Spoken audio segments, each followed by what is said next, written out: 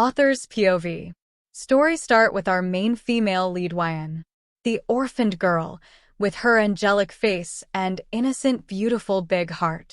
Hwan always dreamed of a quiet and peaceful life. She always loves everyone and helps everyone who needs her help. She always had learned to hate the world of violence and corruption that had taken her parents' life from her. She lived in a small, peaceful town, working as a librarian, and believed she could escape the darkness that had overshadowed her early years. Little did she know, fate had other plans for her. On the other side of the story, main male leads of the story. The Bulletproof Gang were infamous as 7 dangerous mafia kings who ruled the underworld with their famous violent, cruel-hearted actions, killer charms. Each brother was known for his ruthlessness, cunning, and undeniable charisma. Despite their fearsome reputation, they were bound by an unbreakable bond of brotherhood and an obsession with power and control. But one auspicious day they found a girl who is looking like an angel.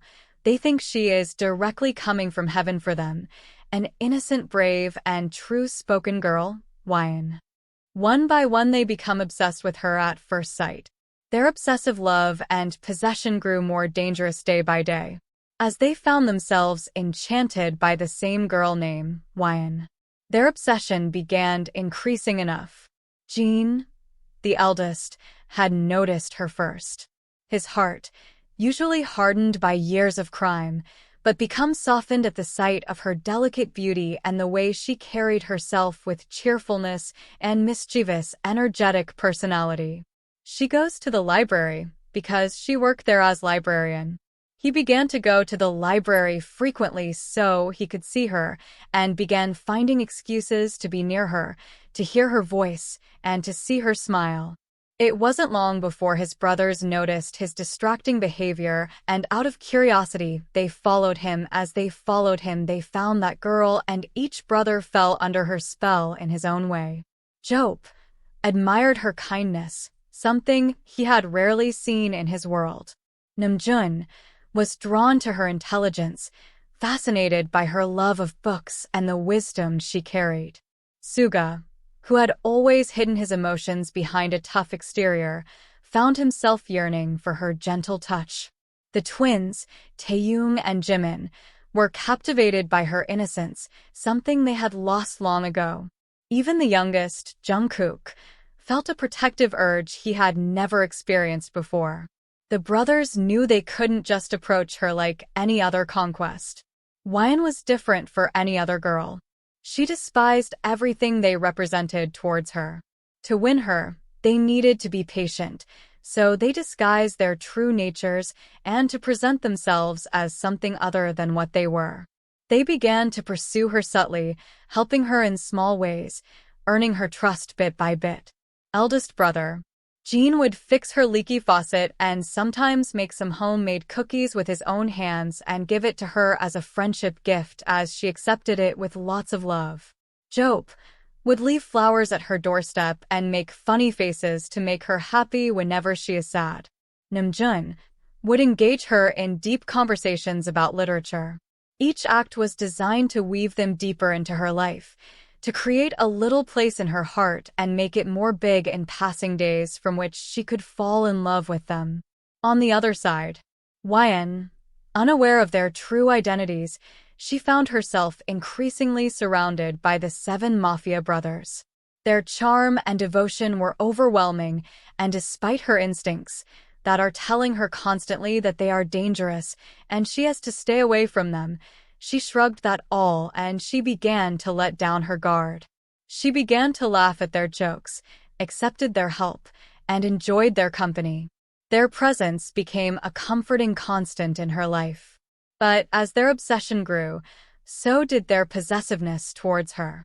They couldn't bear the thought of anyone else being close to her or anyone else touching her. They monitored her every move, ensuring she remained within their reach. Any potential suitor that comes near her was quickly scared off, and any friend who got too close to her they make her disappear from this world.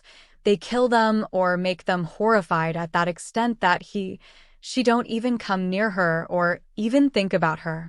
Hwan started to feel uneasy in their attention as she senses their aura became different whenever someone else approaches her, except them. She sensed their jealousy, their need to control her. The gifts and gestures that once felt endearing now make her feel suffocating.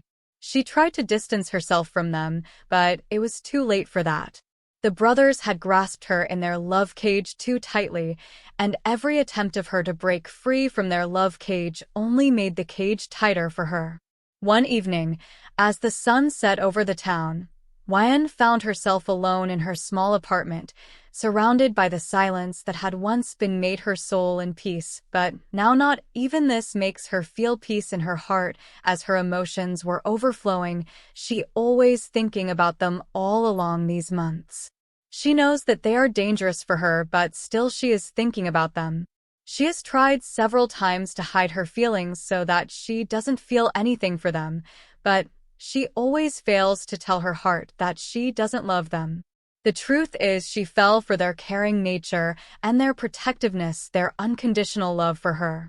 She fell so hard for them that she can't even think properly and breathe properly without them. As she in her thoughts suddenly, there was a knock at the door that made her come out of her thoughts, as she hesitantly thought who was there outside at this hour of night. She shrugged all the thoughts and went to open the door. As she opened the door to her surprise, she found all 7 brothers standing there looking at her intensely and lovingly.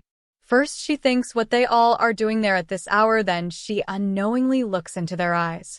As their eyes meet she becomes froze, happy but at the same time doubtful, and a hint of fear develop in her eyes as she sees their eyes held a mix of love, desperation, and something darker for her, a need to possess her completely. Hwan, why are you all here at this time? She asked, her voice confused and trembling.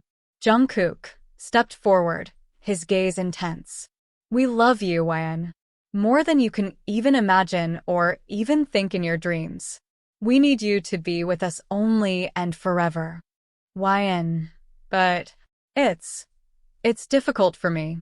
You're dangerous, she stammered, stepping back. Hwan, I can't. I don't want this life. I'm scared of you guys now. Jimin reached out, his hand towards her cheeks, his touch surprisingly gentle. In lot of desire and love in his eyes, he looks into her eyes while softly caressing her cheeks and said in a soft tone, We'll protect you, Hwan. We'll give you everything you've ever wanted. Just let us love you. Just let us be with you, please, baby doll. Hwan's heart pounded in her chest as she knew that she is melting in his caring touch. But she knew the truth of who they were, the world they belonged to.